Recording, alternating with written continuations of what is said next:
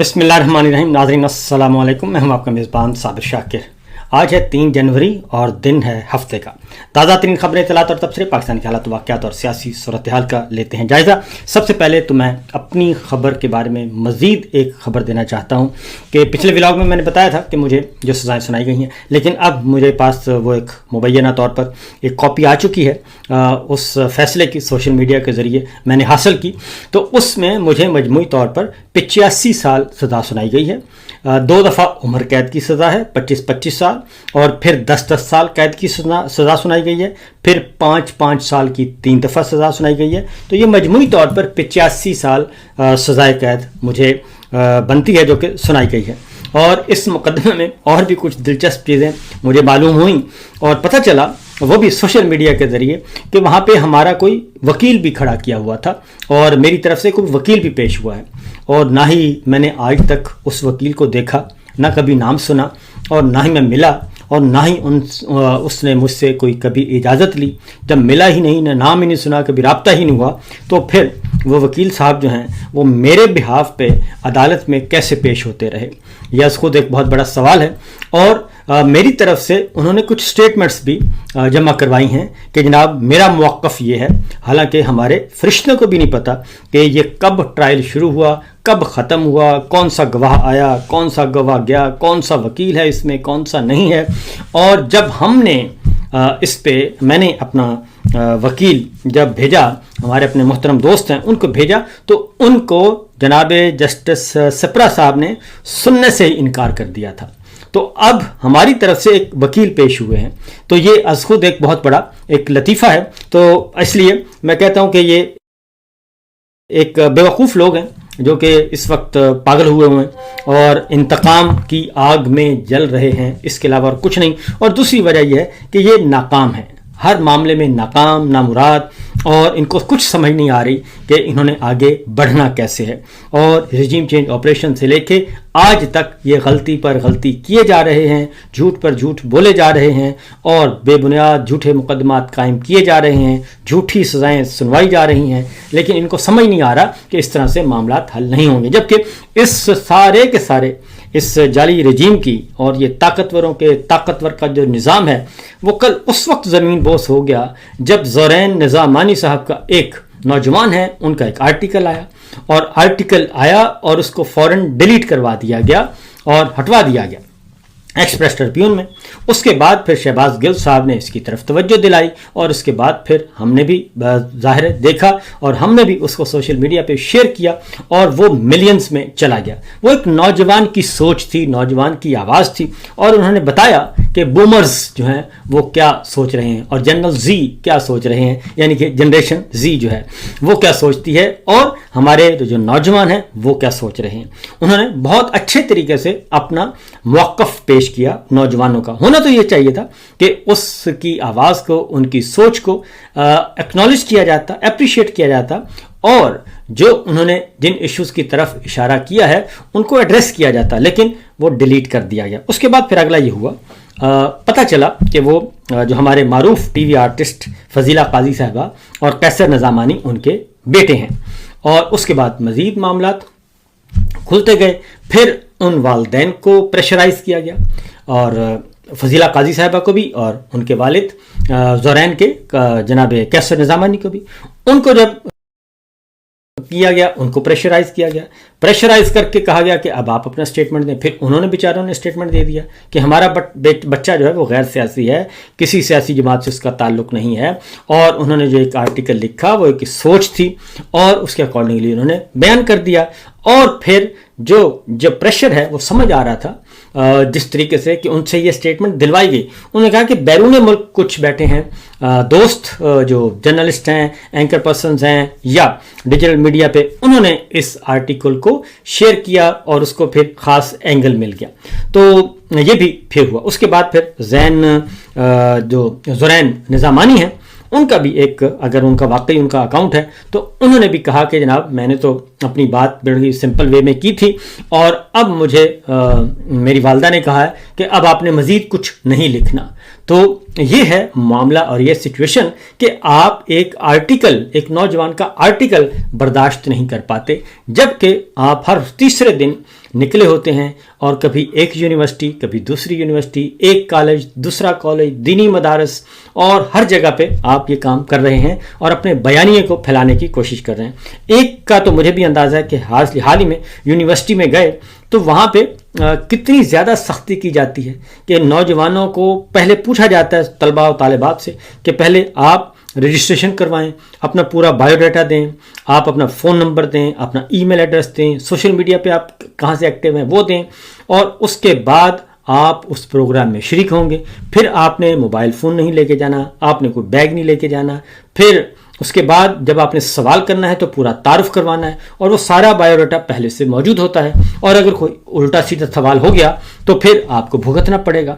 یہ پچھلے دنوں کامسیٹ یونیورسٹی میں یہی کچھ ہوا، اور وہاں پہ نہ صرف طلباء و طالبات الجھ پڑے بلکہ جو وہاں کی اساتذہ تھیں وہ بھی الجھ پڑیں جب وہاں پہ DGISPR نے عمران خان صاحب کو برا بھلا کہنا شروع کیا، تو اس میں انہوں نے کہا کہ اس طریقے سے آپ ہمیں ایسا نیریٹو یہاں پہ آ کے بیان نہیں کر سکتے، اور یہ نوجوان نسل ہے۔ تو بہرحال یہ سب کچھ ہو رہا ہے۔ پھر human rights council of Pakistan نے بھی جب یہ آرٹیکل ڈیلیٹ کیا زرین نظامانی کا، اس کے بعد human rights council of Pakistan نے بھی اس کی مذمت کی کہ یہ اظہار رائے کی خلاف ورزی ہے، ٹوٹل خلاف ورزی ہے، یہ نہیں ہونا چاہیے، اور اس طریقے سے معاملات آگے سے آگے بڑھتے جا رہے ہیں اور پریشر ڈالا جا رہا ہے۔ اس کا مطلب بڑا کلیئر ہے کہ اگر آپ میں اتنی سخت نہیں ہے، آپ کے بیانیے میں اتنی طاقت نہیں ہے، آپ کا بیانیہ کیوں نہیں بک رہا؟ اصل مسئلہ یہ جو نظامانی نے سوال اٹھایا، آپ کا بیانیہ کیوں نہیں بک رہا؟ اس لیے نہیں بک رہا کہ آپ کئی دہائیاں پیچھے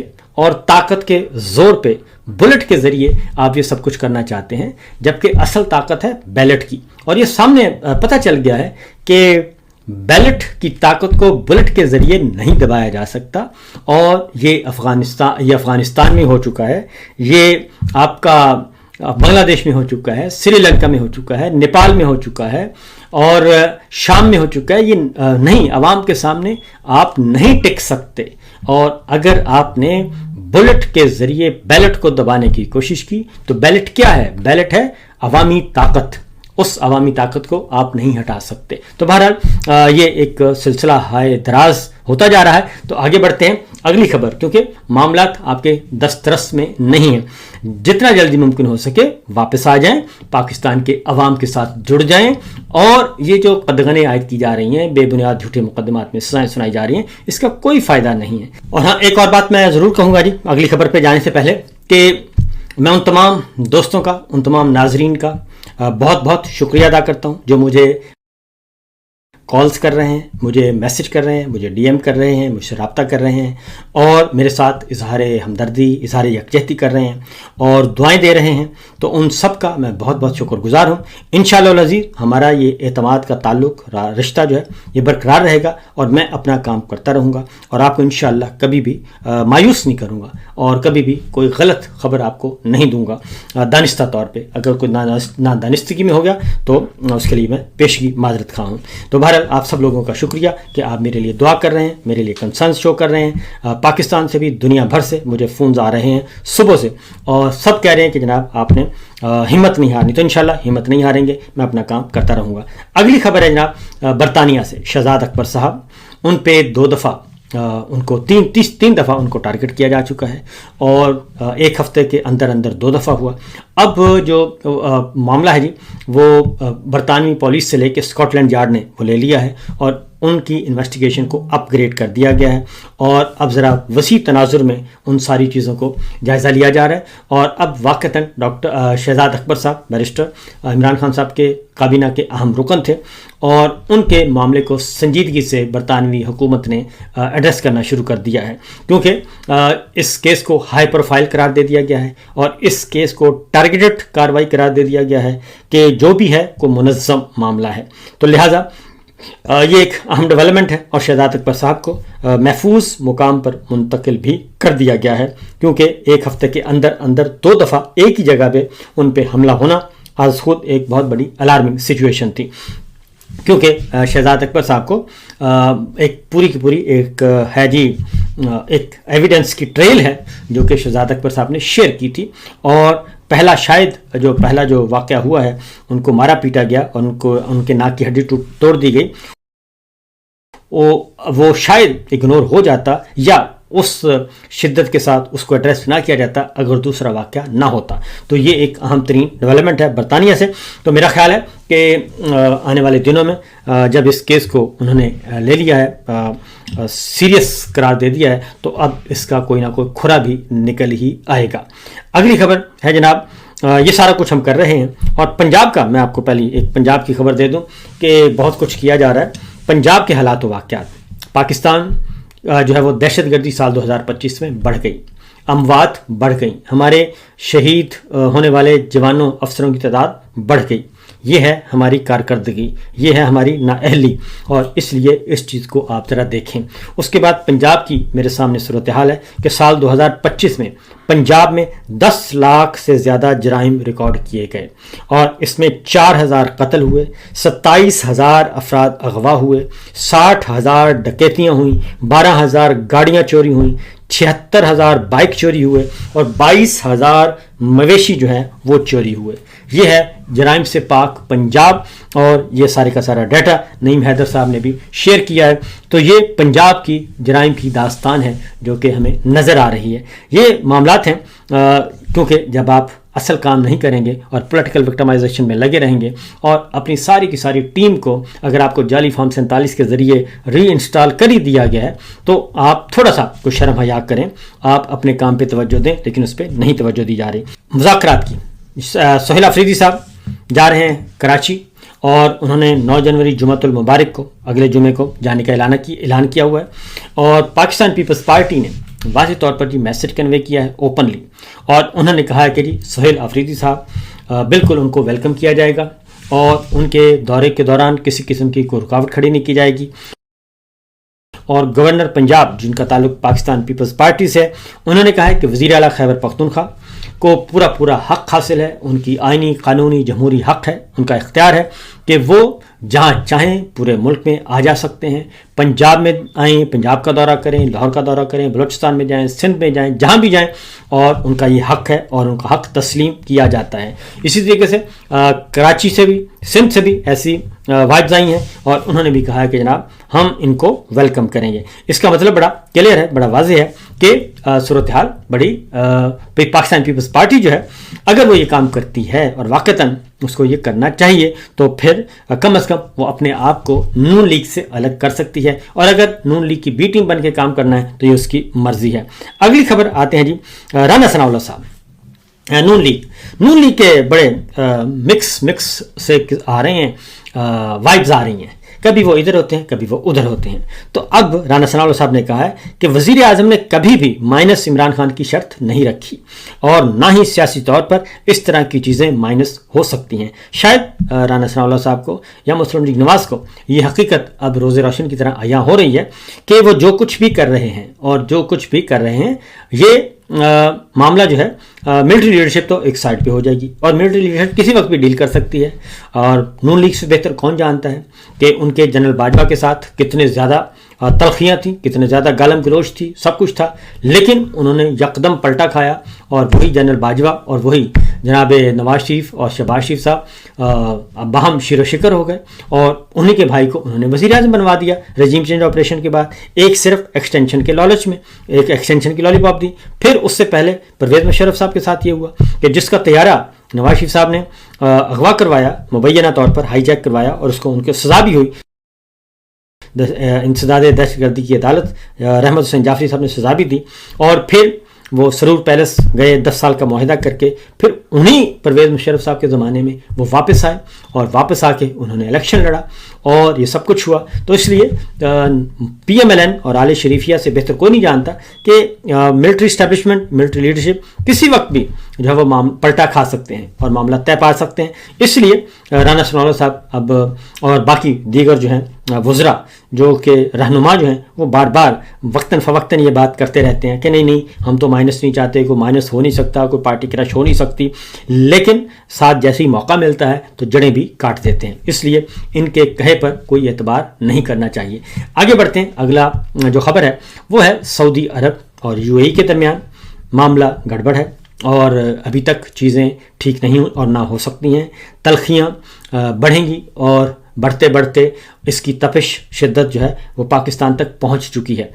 پہلے جہاز اسلحہ بردار جو 2 بحری جہاز آئے تھے، پہلے تو ان کو تباہ کیا سعودی عرب کی فوج نے، فضائیہ نے ٹارگٹ کر کے، اور پھر فوج کا واپسی کا مطالبہ کیا. اب ایک اور کارروائی کی ہے سعودی فورسز نے، اور یمن میں کی ہے، اور STC جو کہ UAE کی حمایت یافتہ ہے، اور UAE کی یوں سمجھ لیں آپ پراکسی کے طور پہ اس کو سپورٹ کر رہا تھا متحدہ عرب امارات.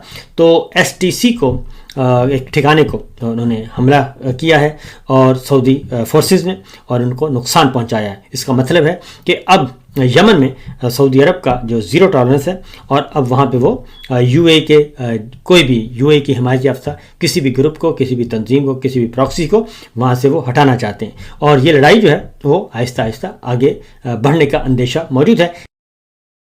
اس لیے پاکستان جو ہے اس کا دفاعی معاہدہ ہے سعودی عرب کے ساتھ اور UAE کے ساتھ، اور سارے بڑے مفادات ہیں. UAE کو بھی نہیں چھوڑا جا سکتا اور سعودی عرب کو بھی نہیں. تو اس میں اب دیکھتے ہیں کہ فیلڈ مارشل اور جناب پیپلز پارٹی کا جھکاؤ UAE کی طرف ہے، اور آل شریفیہ کا سعودی عرب کی طرف ہوگا، اور وہ ادھر جائیں گے. جناب عاصم منیر صاحب بھی سعودی عرب کی طرف جائیں گے. اور UAE کے ساتھ کس حد تک آپ انکار کر سکتے ہیں، کیونکہ UAE میں بہت سارے پاکستانیوں کے جو ہیں وہ اربوں ڈالر جو ہیں وہ وہاں پہ انویسٹ ہیں. تو یہ ایک کرٹیکل سا معاملہ ہے، تو انتظار کریں کیونکہ یہ لڑائی جو ہے آگے بڑھے گی، اور صورتحال پاکستان جو ہے اس میں بلا وجہ سینڈوچ بنے گا. تو دیکھتے ہیں کیا ہوتا ہے. اور فی الوقت پاکستان کی طرف سے جو پالیسی اسٹیٹمنٹ ہے وہ یہی ہے کہ وہ سعودی عرب کی حفاظت کریں گے اور سعودی عرب کی سلامتی کے ساتھ کھڑے ہوں گے. تو اگلا ہے جی، ایک اور استاد آ رہی ہے، اور وہ ہے صدر ٹرمپ نے ایک اسٹیٹمنٹ داغا ہے، اور اپنے سوشل میڈیا اکاؤنٹ سے ایران میں کچھ انریسٹ پیدا ہوا ہے، کوئی مظاہرے ہو رہے ہیں اور وہاں پہ گولی چلی، جس کے جواب میں صدر ٹرمپ نے یہ جو وہاں پہ جو ہنگامہ کر رہے ہیں اور جو احتجاج کر رہے ہیں ان کے ساتھ اظہار یکجہتی کیا ہے، اور انہوں نے کہا ہے کہ ہم تیار ہیں، اور اگر یہ مظاہرین پہ اور شہریوں پہ اسی طریقے سے کارروائیاں کی گئیں، ایرانی حکومت نے سختیاں کی، تو پھر ہم تیار بیٹھے ہیں اور ہم بھی جو ہے وہ سپورٹ کے لیے آئیں گے. تو چیزیں جو ہیں وہ کوئی اچھی نہیں ہیں، اور معاملات جو ہیں وہ بڑھتے جا رہے ہیں، خرابی کی طرف زیادہ جا رہے ہیں. یہ ہے صورتحال، یہ سچویشن جو کہ اس وقت تک ہمارے سامنے چل رہی ہے.